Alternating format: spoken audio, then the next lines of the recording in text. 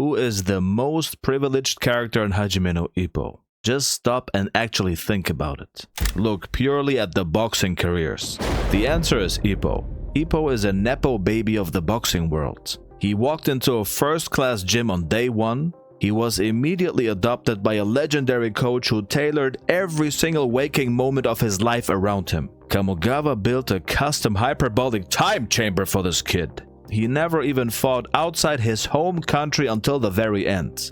He never had to deal with hostile crowds. He never had a bad training camp. He never had a weight cut. He slept in his own bed, ate his mother's home-cooked meals, and had a cheering section hyping him up every single time he stepped into the ring. He was handed the absolute perfect ecosystem to become a world champion.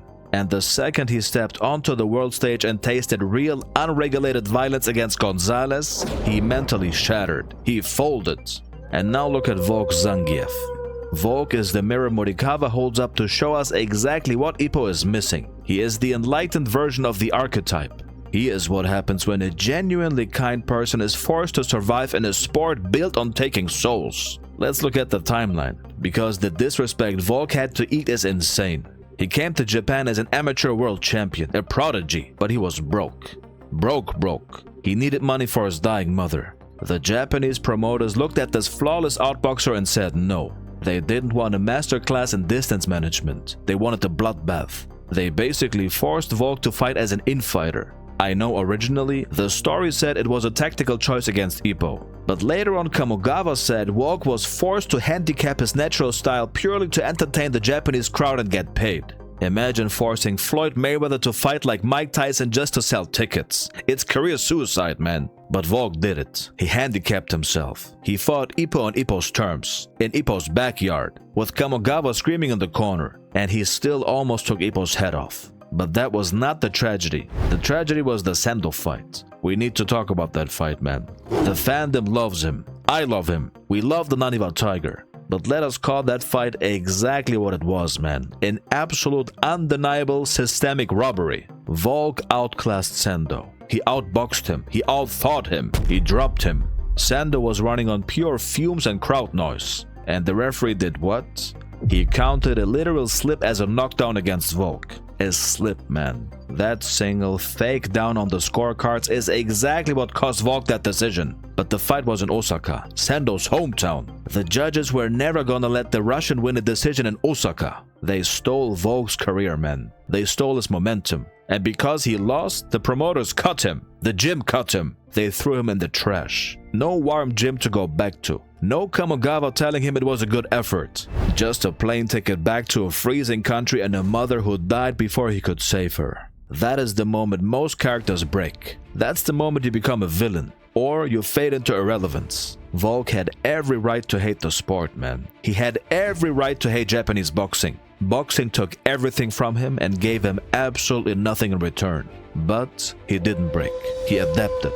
He flew to the US of A, the center of boxing. No money, no connections, no home-cooked meals. This is where the contrast with Ippo becomes blinding. Ippo lost to Alf and Guevara and decided to go hold mitts and catch fish. Volg got robbed by Japanese boxing and decided to go fight homeless in a heavier division. He linked up with Dankichi Hama, another exile. Two ghosts haunting the American boxing circuits. Volg didn't get tune-up fights, man. He didn't get easy hometown showcases. He took short-notice fights against killers in hostile territory. He was the B-side, the opponent you bring in to lose. But he just kept decapitating their prospects. He fought out of pure and raw necessity. And that leads us to the masterpiece, the Mike Elliot fight. If you want to understand why Volg is a king among men in this manga, you'll study the Mike Elliot fight. Mike Elliot was the IBF junior lightweight champion. He was an Olympic silver medalist, a boxing genius, a chess master who downloaded his opponents like a supercomputer.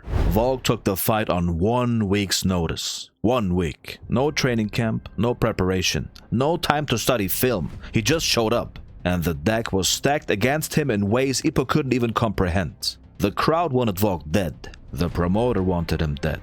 And the referee was bought and paid for. It was a 2-on-1 handicap match for a world title. Mike didn't fight him like a brawler. He fought him like a surgeon. He trapped Volg, he anticipated the White Fang, he stripped away Volg's weapons one by one. When Ippo gets trapped, he resorts to face blocking. He relies on Kamogawa screaming guts from the corner. He eats brain damage until his opponent gets tired, and then he throws a Dempsey roll. Volg does not face block. Volg computes. This dude laid a trap inside a trap.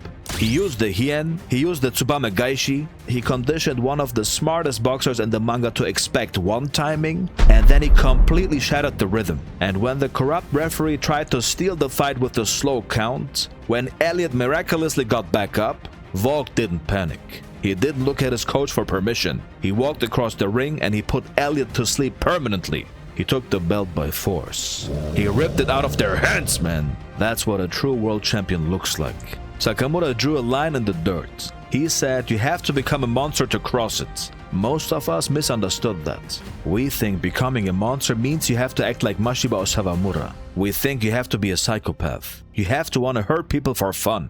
Volg proves that is a lie. This dude is one of the kindest characters in Hajime no Ippo. He's polite, he's respectful, he doesn't want to hurt anyone. But he crossed that line years ago. Because being a monster doesn't mean being evil. It means having an absolute unbreakable resolve. It means when the referee is corrupt, the crowd hates you, your body is failing, and your opponent is a genius, you still have the cold-blooded instinct to bite down on your mouthpiece and execute the man in front of you. Ippo doesn't have that, man. Ippo wants to play nice. Ippo wants to see how far his boxing can take him. Volg didn't even have the luxury of playing nice. He had to eat. And Volg didn't have Kamogawa holding his hands. He didn't have a cheering section. He went into the absolute darkest trenches of the sport, completely alone, and he clawed his way to the top of the mountain. He is the standard. He is the peak. And until Ippo learns how to channel even 10% of the Russian wolf's survival instincts, he belongs exactly where he is, on a fishing boat, watching real men do the work.